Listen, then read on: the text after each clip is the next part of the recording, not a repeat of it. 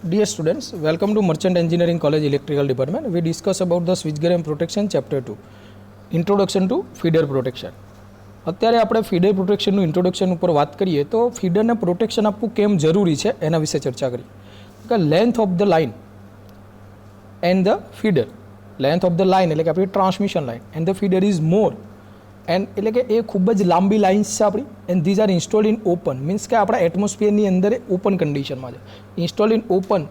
And 3 are the more possibility okay and ત્યાં આગળ આપણે પોસિબિલિટી અકરન્સ ઓફ ફોલ્ટની ખૂબ જ વધારે છે ઓકે તો જોઈએ આપણે ઓકે અકરન્સ ઓફ ફોલ્ટની પોસિબિલિટી વધારે છે એટલા માટે when the fault occur in the line and the circuit breaker near the fault should trip and the other circuit breaker should not trip means કે આપણે જ્યાં આગળ ફોલ્ટ થાય એ સર્કિટ બ્રેકરને આપણે ટ્રીપ કરાવવાનું છે અને બીજા સર્કિટ બ્રેકરને ટ્રીપ નથી કરાવવાનું અને બીજી મેઇન વાત કે જેટલું જલ્દી એ ટ્રીપ થશે એટલો ફોલ્ટ આગળ વધતો અટકશે ઓકે તો જોઈએ more over the backup protection should also be provided એટલે એના ઉપર આપણે બેકઅપ પ્રોટેક્શન પણ આપેલું હશે ઓકે અને the operating time of the relay should be small as possible એટલે કે જેટલા ઓછા સમયમાં આપણી રિલે ઓપરેટ થાય એ રીતનું આપણું કામ કરાવવાનું છે કે જેથી આપણી સિસ્ટમ અનસ્ટેબલ ના થઈ જાય ઓકે અને protection system for the line is arrange keeping in the view all this point આપણે બધી જ વસ્તુની ચેક કરશું તો એમાં ફીડર પ્રોટેક્શનની ક્લાસિફિકેશન ઉપર વાત કરીએ તો ટોટલ જે મેઇન ક્લાસિફિકેશન છે એમાં બે ટાઈપ્સ પડે છે એક નોન યુનિટ ટાઈપ ક્લાસિફિકેશન છે અને એક યુનિટ ટાઈપ ક્લાસિફિકેશન છે ઓકે હવે નોન યુનિટ ટાઈપ ક્લાસિફિકેશન છે એમાં કયા પ્રકારના પ્રોટેક્શન આવશે એની ચર્ચા કરીએ તો એમાં આવશે non directional time graded over current protection okay બીજું આવશે non directional current graded over current protection એટલે કે ટાઈમ ગ્રેડેડ અને કરંટ ગ્રેડેડ આવશે આપણા નોન યુનિટ ટાઈપનું ઓકે એના પછી આવશે ડાયરેક્શનલ ટાઈમ ગ્રેડેડ પ્રોટેક્શન અને ડિસ્ટન્સ મીન્સ કે જેમાં ઇમ્પિડન્સ રિલે ને બધું આવે એ ચર્ચા આપણે કરીશું આગળ એના પછી યુનિટ ટાઈપમાં આવશે circulating current system balance voltage system means કે એની અંદર આપણે સર્ક્યુલેટિંગ કરંટ પ્રોટેક્શન સિસ્ટમ જે આવે છે બેલેન્સ વોલ્ટેજ સિસ્ટમ પ્રોટેક્શન આવે છે એ બધાની ચર્ચા આપણે અંદર કરવાના છે મીન્સ કે જે યુનિટ ટાઈપ પ્રોટેક્શન છે એનો ફોલ્ટ જ્યારે એ સિસ્ટમમાં ફોલ્ટ થશે એટલે પોતાના ઝોનનો ફોલ્ટ હશે એટલે ઓપરેટ થઈ જશે એના ઝોન બારના ફોલ્ટમાં ઓપરેટ નહીં થાય જ્યારે નોન યુનિટમાં એની બાઉન્ડ્રી છે અનલિમિટેડ છે મીન્સ કે લાંબી બાઉન્ડ્રી હોય છે ઓકે અને બીજું ટ્રાન્સલે રિલે સિસ્ટમ પણ યુનિટ ટાઈપ પ્રોટેક્શનની અંદર આવશે ઓકે આની અંદરથી તમારા એમસીક્યુ ક્વેશ્ચન નીકળી શકે છે ઓકે યુનિટ ટાઈપની અંદર આપણા પાયલોટ વાયર જે સિસ્ટમ આપણે પાયલોટ વાયર સિસ્ટમ વાપરે છે એ હોતી નથી ઓકે બીજું પાયલોટ વાયર છે ડિફરન્શિયલ પ્રોટેક્શનની અંદર વપરાય છે કે જે યુનિટ ટાઈપ્સનો એક ભાગ છે મીન્સ કે ડિફરન્શિયલ પ્રોટેક્શન હશે એવું યુનિટ ટાઈપ હોય તો એની અંદર પાયલોટ વાયર હશે તો આપણે વાત કરીએ જે નોન યુનિટ ટાઈપની આપણે જે ચર્ચા કરી હતી કે જેમાં આપણે non directional time graded protection non directional current graded protection એ બધાની ચર્ચા કરી હવે અહીંયા જુઓ આ જે આપણા ડિફરન્ટ ટાઈપ્સ ઓફ ડાયરેક્શનલ અને નોન ડાયરેક્શનલ રિલે છે ઓકે એની અંદર આપણે એક નોટિફિકેશન મૂકવાની છે મીન્સ કે કઈ રિલેને આપણે ડાયરેક્શનલ કહીશું અને કઈ રિલેને આપણે નોન ડાયરેક્શનલ કહીશું ઓકે તો નોન ડાયરેક્શનલ જે રિલે છે એ આ રીતે ડિસ્ક્રાઇબ થાય છે મીન્સ કે એની કોઈ પર્ટિક્યુલર ડાયરેક્શન નથી એ બંને બાજુ કામ કરતી હોય છે ઓકે તો જો which show the relay will operate when the power flow is either direction means કે એને કોઈ પણ ડાયરેક્શન હશે નો વરી એ કામ કરશે એ મીન્સ કે નોન ડાયરેક્શનલ રિલે છે હવે જ્યારે ડાયરેક્શનલ રિલે હશે તો તેને કોઈ પણ એક બાજુ એરો જશે કોઈ પણ એક જ બાજુ હશે બંને બાજુ નહીં હોય તો જુઓ the directional type relay are represented arrow જો અહીંયા રીતે બતાવે છે આ રહ્યો okay we show the relay can operate after the set time only when the direction of the power flow relay in the direction of arrow means કે એરોની ડાયરેક્શનમાં જ જો પાવર ફ્લો એની પ્રી ડિટરમાઇન વેલ્યુ કરતાં વધે તો એ operate થશે ઓકે ચલો અને જો એના અપોઝિટ ડાયરેક્શન હશે તો પણ જો રિલે આપણે પ્રી ડિટરમાઇન વેલ્યુ કરતાં કરંટ કે એનો જો સમય છે વધી જશે તો પણ એ ઓપરેટ નહીં થાય ઓકે તો આ જસ્ટ આપણી બેઝિક માહિતી હતી હવે આપણે ચર્ચા કરવાની છે આપણા નોન ડાયરેક્શનલ ટાઈમ ગ્રેડેડ પ્રોટેક્શનની ઓકે અને અહીંયા જ રાખો તો જ મજા આવશે ઓકે ચલો હા હવે અહીંયા જો આપણે વાત કરીએ હવે અહીંયા આપણને નોન ડાયરેક્શનલ ટાઈમ ગ્રેડેડ સિસ્ટમની વાત કરેલી છે તો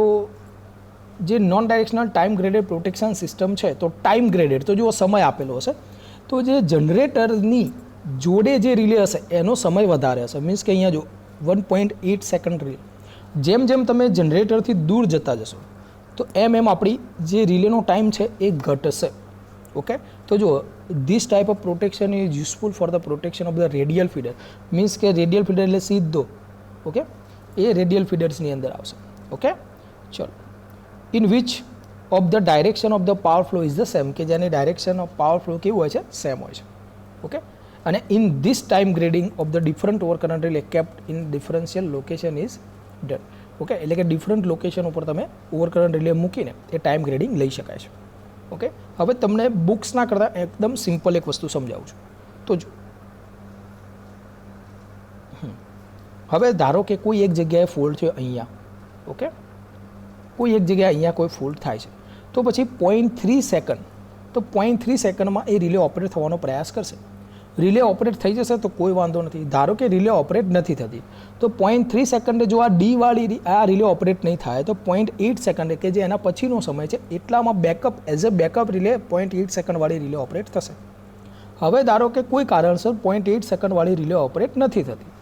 તો પછી 1.3 સેકન્ડવાળી રિલે ઓપરેટ થશે. એ 0.8 સેકન્ડના બેકઅપ તરીકે કામ કરશે. અને 0.8 પછી સમય આવશે 1.3 સેકન્ડ. તો જો ધારો કે 0.8 એ ફોલ્ટ ક્લિયર ના થયો તો 1.3 એ રિલે ઓપરેટ થાય.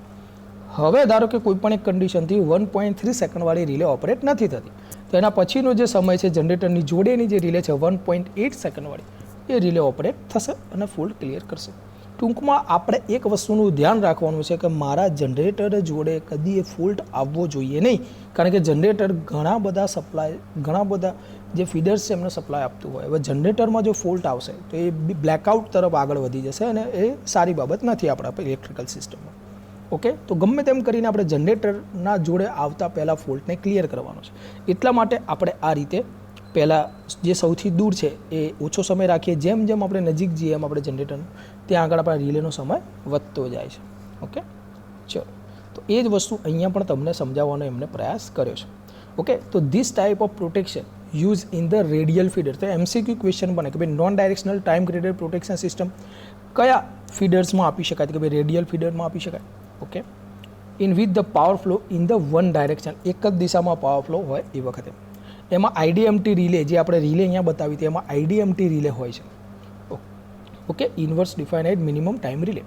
અને ધ ટાઈમ ઇન્ટરવલ આપણે કેટલો રાખ્યો છે, 0.5 સેકન્ડનો રાખ્યો છે. 1.8માંથી 0.5 ઓછું કરો એટલે 1.3, 1.3માંથી 0.5 ઓછું કરો એટલે 0.8, 0.8માંથી 0.5 ઓછું કરો એટલે 0.3. તો મિત્રો આ રીતે આપણે એ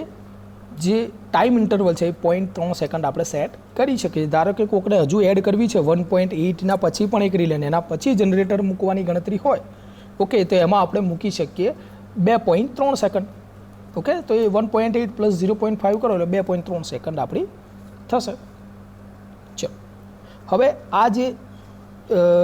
સિસ્ટમ છે આપણી non directional time graded protection system, એમાં ડિસએડવાન્ટેજીસ કયા છે કે ભાઈ ટાઈમ